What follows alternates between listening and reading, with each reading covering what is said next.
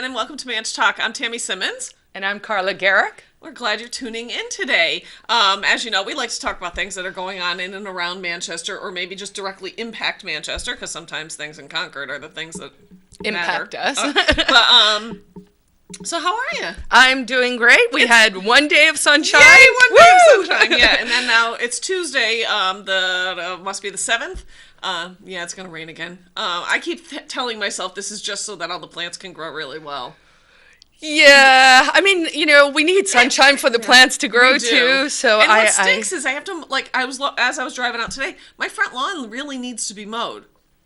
Okay, well, my window's gone now because it's going to rain and you can't really mow when it's wet, so then it's a vicious circle. Yeah, I went out yesterday around 5 and I had to trim my hedges. Yep. Realized I need to mow the lawn, but it was nice to just spend a good 2.5 hours just... We went for a nice walk. Dan and I are trying to... One, we like to tire the dog out. We've decided we need to tire the dog out. So it was probably like after 7. It was, it wasn't dusk, but it was definitely post-dinner. We went out, we walked up Fernie, went across. I'm trying to go on streets that I don't walk on all the time because we drive on the same 6 streets over and over again, Yeah. There's a lot of neat things, and we admire people. We always, we're kind of nosy. Like, look at that. I like that on that house. Or, oh, look at that. Oh, well, because I just joined Pinterest for the first time, and I'm pretty sure that's going to be a horrible time suck. It's a good thing. It can be a time suck, but you know what? Sometimes, when you just need something kind of brainless to do, but you don't want to just stare at a television or something. See, my brainless time is all about the documentaries. Yeah, but you run out sometimes. In the winter, I think I stare at Pinterest more often in the winter. That makes sense. I mean, I was looking for gardening lights and just, ideas that we can do in our backyard. And, I saw one, even after being on Pinterest for years, I saw something very neat yesterday. Like a little retaining wall made out of bricks this way into the dirt. And I was like, I would never think of doing that. Like instead of, how bricks are usually flat on the ground. Right.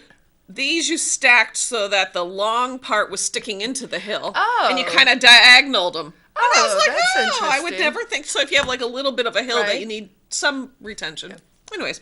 Yeah, we definitely, I need retention on the back of our hill. All the school kids from Goslar walk the back fence and come and spray paint and stuff. Nice. And that's special. Yeah, the hill, it's starting to fall down, but we are going to fix it because keeping your property up is important. It's a challenge, and it takes a lot of work. Dan and I started, I love Craigslist in addition to Pinterest, so I want to build a pergola, I don't know, I keep calling it a pergaport, I don't know.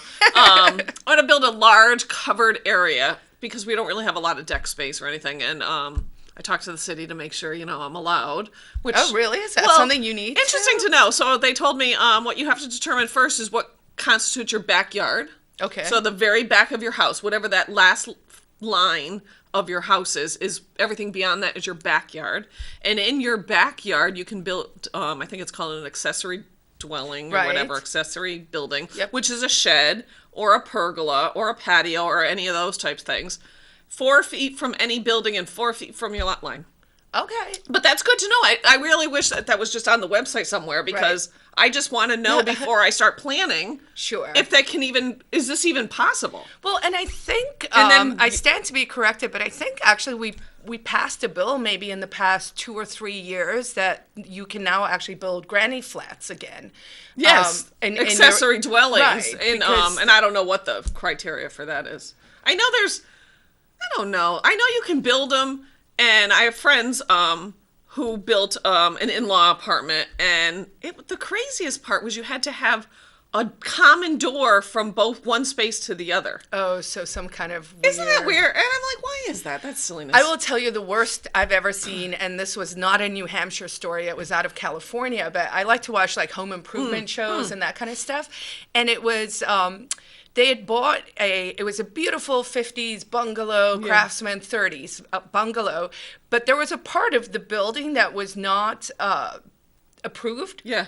And they had to take it down. I think I saw that. They had to tear it down. And it was in the front of the building, and they had this whole big patio all of us. Yes, I saw that. And that to me just is one of those things where I just scratch my head because for why? Like, why would you take? It's already there.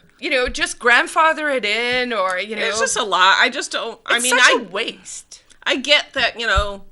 I always say there's the Venn diagram. Here's my space, and there's your space, and where our spaces overlap is where usually the government gets involved. And I'm okay with there being criteria. I'm okay with saying you can't, build maybe right up to the lot line. Okay, 4 feet. That's reasonable. Fine. But I don't really need the government to tell me every detail about how to take care of my property, basically, or improve my property. Right, and also just once something is there, I mean, the destruction, that's just destructive. Right. That home had stood there, it had stood for 60 years or something. But because somebody didn't get a piece of paper with a blessing from the government, they had to take part of it down. That's craziness. But yes, so we have beautiful spring weather. Yes. Well, I wanted to, because I know I'll end up running out of time at the end of the show because we get talking. So I did want to mention, I think I mentioned a little bit about this, and I know this is probably something you might be interested in. So there's some plant sales coming up every spring. That's the best time to be able to get probably the best deal on plants that'll thrive in New Hampshire, because they're always plants that are dug up out of somebody else's yard. So that, a lot of times you can go to Home Depot or Lowe's or wherever, and you see these beautiful, like now it's barely May, and there's these beautiful flowering plants, and I think, well, yeah, but those didn't grow like that in New Hampshire. They grew like that someplace else and were trucked in. So will they come back next year? And I'm already seeing in my yard a couple things that I bought last year.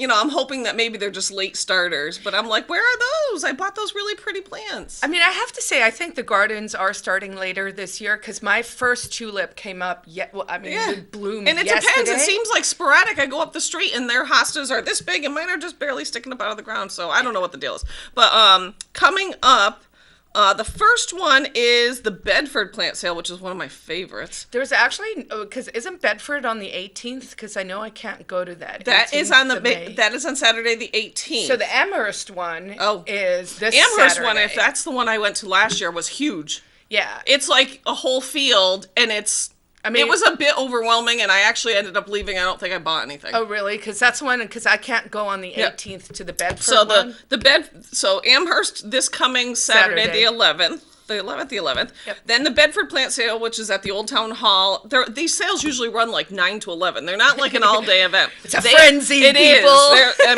is. You got to kind of know you can't just go in and browse. You got to kind of know what you're looking for. All right. Because otherwise you're going to just be looking at stuff, and then you're going to look at everybody taking it. Okay. So that's the 18th. And then on June 1st, which is a couple weeks later, there's 2. There's the Manchester Animal Shelter one, which is a great one for a bunch of reasons. One, it's local. 2, it helps the Manchester Animal Shelter, and it's generally a pretty good sale. It's up at the animal shelter, which is up near the transfer facility, the drop-off facility, and you might have to park. I always tell people park way at the end, and I'm always like, yeah, you're better off driving by, because a lot of times there's some spots right there at the front. That's on Saturday, June 1st, and also on Saturday, June 1st is one of my favorites, is Derry. Oh, okay. The Derry Garden Club. I used to buy tons and tons of plants because I used to have a business in Derry. I always have good luck there too. So you've got 3-4 weekends to go out and find some plants. great deals. Sometimes, I've come home with things that were ridiculously cheap. Things that if I went to Walmart, yes, keep in mind if you're buying perennials, if you buy a perennial this big, it's going to be this big next year. If you buy a perennial this big this year, it's still only going to be this big next year. So there's a gimmick there. So I've picked up, perennials for a couple bucks a piece. And they're good because they came out of somebody's yard. Right. So it's kind of cool. So that's coming up. Also, this coming Saturday, the 11th, is Hazardous Waste Day at the drop-off facility. Okay. Which is the day you can bring all the cans. That's when you take your toxic politicians. Yes, you take your toxic politicians to the dump. No. All your oil-based paints, and if I'm not mistaken, I think they now take latex paint, because they never used to, which would stink because we'd load up all our paint and then take it all back home again. But chemicals, everybody always ends up with these weird bottles of chemicals in their basement, especially if you bought a house recently. You're like, what is this stuff? That's the day you take it to the dump, and they'll take it for free. Is that this Saturday? That is this Saturday, the 11th, and it's probably some crazy hours because the dumps never open at convenient times. Just saying. Handy to know. So now we've talked about yards. So let's see, what's some other good things? I noticed the construction. There's 2 hotels going up went on Spring and Canal, and I see that that's got some site work going, Yep. which is kind of nice to see. Then the one that's going to be across from the Civic Center where the old E&R cleaners, that one seems to be moving along. Very disappointed when we went to the cleaners the other day. And they weren't we there? were like, oh no. I mean, I right. knew they were doing construction there. I just didn't realize they moved. I saw a picture of the rendition It's of what strange. it's going to look like, and I have to say I'm We seem to underwhelmed. Yeah, me too. Everything I've seen, well, that's like the parking garage. I mean, first of all, I'm like, why are we building parking Well- garages on the river on like primo Well, real because somebody estate? bought the real. I mean, Yes, because it's private property, right? So, okay, Snoo needs parking. Okay, great. I don't get what the metal cage thing is. It kind of is weird. mean, I'm trying to look at it from an artistic perspective. Like, maybe I'm just not looking at it right. And I keep going, no, it looks like they put some kind of caging. And it's... I actually don't mind that part because I do feel like the design itself at least blends sort of with everything Yeah. on the river. Like aesthetically, if you're looking from the west side to the east side, I'm like, ah, okay, that kind of makes sense. But still, once again, I'm like, I know, it is unfortunate. Can we have like, I don't know, food trucks, I a know, dog well, and park, a walking trail, Well, like or all restaurants. this cool I'd love stuff, to have. I'd love there to be more restaurants that were really, that could see the river. Not that it's the most gorgeous river in the world, but it's still pretty to sit next to. I mean, It's pretty clean. It's okay. it's nice, and on like we walk over the It's pedestrian the bridge same from river that Sun- goes through Nashua, and they seem to be able to do things with it. Yeah, well, it winds a little Yeah. more in Nashua, but I think it's pretty, and Yeah. we can certainly, if you walk across the pedestrian bridge from the west to the east Yeah. side, I mean, there's a trail there Yeah. where they built those townhouses. I mean, it gets a little sketchy as Down you near go the Queen City, near the... under the bridge, and there's definitely graffiti and stuff, but I think over time you can fix it Yeah. up and you can make it, let's Well, I get was some kinda- private money One in of the and- things, speaking of that stretch right near Elliott Urgent Care, the river's edge, if I recall correctly, and I'm usually pretty good about at least getting the general idea, the land between the river and river's edge was also part of that deal. And I thought that part of the agreement to allow that to be built was that there would be a certain amount of green space. Right. And it just never seemed to happen. It's just a pile of construction debris. Yeah, it looks Because really I know bad the only out reason there. I remember is I think we talked about that would be a good place for a dog park, for a larger, more like park Right. that allowed dogs off leash. That would be a beautiful spot Right. to actually put in. And another thing someone mentioned to me, which I had forgotten about now that I bought the house, we love to grill. Yes. And I There's remember... no hibachis anywhere. Yeah, and when we were renting, I know our rental agreement was very specific that you weren't allowed to grill Yeah. or have a grill, and our landlord said it was a Manchester ordinance. I'm not sure that was true. You can't have one, I think, on a porch. Right, Like on a and, covered or porch. within X amount of the Yeah, it's building. kind of, or, if you know. actually read the ordinance, I'm pretty sure everybody in Manchester has to get rid of their grill. Right. So, but then one of my friends looked into it to then let's do a picnic in the park Right. and let's have a big grill and there's you know, not- and yeah, it's think actually there you're might not be- allowed to do it in parks. No, you either. can't bring in any, but I think, and I definitely could be wrong about this, I think there might be those little hibachi things up in Livingston. Because I remember years ago going to a picnic at Livingston. Maybe I'm wrong, but there should be. I mean, that's how it was when I was a kid. There was always some park I in don't the know. city. I go to Livingston at least once or twice a week, and I don't recall seeing If- anything. If and there they are have actual them, it would be warnings. between the playground and where towards the pool, like in that. There's like picnic tables or something there. Mine, like I said, that was quite a few years ago, and I don't really remember. But it is weird. Like even up in Dairyfield Park, why aren't there any? I mean, that's all wide open. Right. And it would be nice, Well, I and mean, not everybody has the ability to grill at home. Right. I don't know. Don't we want more people? I mean, I'm gonna be a pessimist here, or in today's world, literally in Manchester's today's world, I'm gonna guess that if we did have hibachis in the park, that's where the tents would show up. well, Sadly. no, No, I I'm don't just know joking. that's I'm not saying that's completely true. true, but I'm like that would right now would be people's concern. We're just gonna make it worse. Yeah, I think a lot of the concern is, mildly overstated, and there are solutions to these problems. Yeah. It's just whether we have the appetite to actually do it. Right. Which reminds me, Tim Bain said he's not going to run again. I was kind of really disappointed. Yeah, me too. I don't agree with everything, Tim. I don't agree with everything with most people. But Tim was a good alderman. He did. he represented his constituency well. He definitely represented the downtown district. And he had some innovative, cool Well, ideas. That's what I thought was interesting. And people did keep saying, because Tim's not running and John Cataldo's not running. Oh, and really? Tim did say that he felt that Will Stewart, himself, John Cataldo, and Elizabeth Moreau had brought fresh ideas and new ways of looking at things to the board, and he would hope that, there would be more going forward. And I agree. You can't just have the same old over and over and over again and expect things to change. No, and one of the cool ideas they had was to we have an issue with vagrancy and sort of people on the sidewalks and all of that, right? And it's a problem that certainly, I saw a lot of in San Francisco when I still lived there, to some extent in New York, but not really, because New York is over-policed, so, and that causes other kinds of problems. But I thought it was kind of a neat idea, and as far as I can recall, I think it passed, so the idea was that we would allow business owners to basically control the sidewalk, the sidewalk in front of them, right? Which then also puts responsibility on them in terms of plowing and all of that. They have to do it in the winter already, right? So we've already ceded that responsibility to them to, reduce. Well, and I just think it would make, if you really empower the businesses to take that space, not only is it going to help with the issues we're having, it also gives them more reason to improve the front of their building. I mean, who wants to put money into flower pots if if it's just some place that somebody's going to put their stuff while they're napping. And I feel like that passed 12-0, and then it got vetoed by Joyce Craig, by the mayor.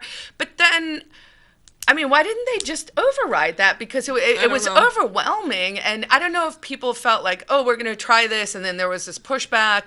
But, fresh, new ideas we got to try some things. You can't just stand there and go, oh, my goodness, those things are terrible. Well, you have to try to do something. I mean, I jokingly said to Dan when we were driving, we went to Franconia, and we went to Durham. We've been picking up stuff for the yard. And I don't remember what we saw that made me think about it. And I'm like, they talked about lockers. There's something to be said, you can't have tiny homes. We don't allow that. We're talking about accessory units. How many people have a space? How many people have a building that, if they just put plumbing in, could be a tiny apartment? Right. We don't really want to allow that, and I don't really know why. But where could these people live? And I thought, geez, it's almost like you need little human lockers. You need this row of little compartments so at least they can get out of the rain. And, because But, I'm also curious to know, and maybe I need to go research this more for myself. I mean, I feel like there are a lot of services in the city. And so the question at some stage also becomes, like I said, I watch a lot of documentaries, and I watch a lot on homeless problems and that kind of stuff. And sometimes it's people who just genuinely can't function in that home or in that. But, look at that place they built near your house. So at Varney, there's that drug center. They abolished or broke down a really beautiful old brick building. It's always empty. I have seen. I know there's a couple people who live there. Because I work across the street. It looks like just for anyone who's not familiar with it. I mean, it's brand new. And it's got It looks like a fancy hotel, motel, it's drive up. I think they're small 1-bedroom or studio apartments. And not only are they the ones that you see from the street, if you go in the back of the building, there's a whole nother row of them down on the lower level. So there's probably 20 or 30 units there. I know there's one guy who lives there, and I don't know exactly. I thought it was supposed to be for people recovering from addiction. That's what my gut seems to remember. I don't know. There's 2 or 3 people. I mean, I genuinely, maybe when it opened, I did see cars and people there. And since then, I've been watching just, because, these are little clues that we can get for ourselves. Right. Are those units are these programs working? Yeah. If we have a homeless problem, but we also have 50 organizations working on it, do we need more of that, or do we need to rethink what we're doing? Well, I mean, it goes back to the same thing where the signs that say, don't give to the panhandlers, give to a fund, and then you still see going down Elm Street, you're walking down Elm Street and somebody hands money to the guy sitting in front of some restaurant. And I know it's just, but I mean, how much more education, how much more public education can we have that says it's not that we don't want to help these people, but you're not, if they're a drug addict, you're not actually helping them by giving them money. Give it to Fit in their New Horizons or whoever. Yeah, I mean, it's definitely a tough nut to crack. And this is not something people want to talk about, but I think we should. From an economic standpoint, whatever you subsidize, you get more of. Yep. So here's a good example for those of us who care what we put into our bodies in nutrition. If you look at the ingredients on your food, you will realize there's high fructose corn syrup in everything. Everything. I believe it's more than 80% of all products in grocery stores contain it in some way, shape, or form. So the question is why? The answer is because in our wisdom many years ago, we decided we were going to subsidize the corn industry and the sugar industry. So now, right? What do we do with all that sugar? Right? We put it in everything. So we got to put it in everything. So then, the knock on is, why is everyone sick? It's the same thing when people ask about, we need Medicaid or we need health care for all. And I'm like, that's genuinely, I understand people are sick. But the question is, are we doing anything to keep people from being sick in the first place? Well, we don't care about that. We're just going to give away free healthcare. Yeah, and so I look at, so with this thinking, right? So if we are subsidizing substance abuse, and we are subsidizing homelessness, and so the question becomes, are we exacerbating the problem? Because when you make it really easy for people to kind of go off the rails, then more people are going to go off the rails, right? Like, I had to make hard decisions for myself. I had to decide I needed to stop drinking. I needed to get my health under control. I needed to start exercising. And these are not easy decisions, but it's up to each of us. I can't just say, oh, here, Carla. Right. And so, there is, yes, people have trauma. Yes, they have whatever. But if we're just going to throw money at the problem, we're not going to solve the problem. I know we don't have tons of time left, but I had printed out, and maybe we'll talk about it next week. The House passed Senate Bill 290 this past week that expanded ultimately reduced the need to have a work requirement on Medicaid in New Hampshire. I mean, in some of the scenario was just crazy, and the worst part about it is if 500 people fail to meet this criteria, the whole work requirement goes away altogether. So all we're saying is you shouldn't do these things to benefit yourself. I mean, you should just take the free thing. I talk to business owners, and they'll say they want to make their employees full-time from part-time, and their employees will say to them, we don't want full-time work because we want the benefits. Yeah. And I'm like, well, so what model are we creating? How does this, and I mean, it's good. If there's so many problems with health insurance, because one, it shouldn't be as expensive as it is. You should be able to buy a limited plan, and you can't. You should be able to go on the internet and buy a plan from wherever you want, and you can't. So we restrict what you can buy. There is no market anymore. No, there is no free market in health insurance. So basically, we have cronyism, right? We have crony capitalism. Crapitalism, as I like to call it, where it's not genuinely, people look at it, from the left maybe will say, well, look how bad free markets are, and this is why we can't give it to everyone. But it's like, it's not free market. No, it's the government restricting this small pool of healthcare and companies and what they must sell you. And so for those of us who can afford it, it's just becoming more and more expensive. And equally, the same people who are outraged because we don't have a $15 minimum wage, even though people in New Hampshire probably make $11 or more easily. That's a whole different discussion that I've had way too many times. But those same people that complain about the minimum wage or complain that rental prices are too high and you shouldn't have to pay more than 30% or 35% of your income to rent, how about the money that people pay towards mandatory health insurance? Are you also equally offended by that? Because they're not. They're okay with the fact that Dan and I spend, ridiculous amounts of money every month for health insurance that we would just like a different, would like insurance, but a different type of insurance. We'd like to pick and choose, and sort of this idea that we treat everyone equally, right? So I'm like I said, if you choose to quit smoking, that should, benefit you. I mean, there's an ridiculously astronomical amount of Medicaid recipients smoke. Yeah, and I'm like, Excuse me?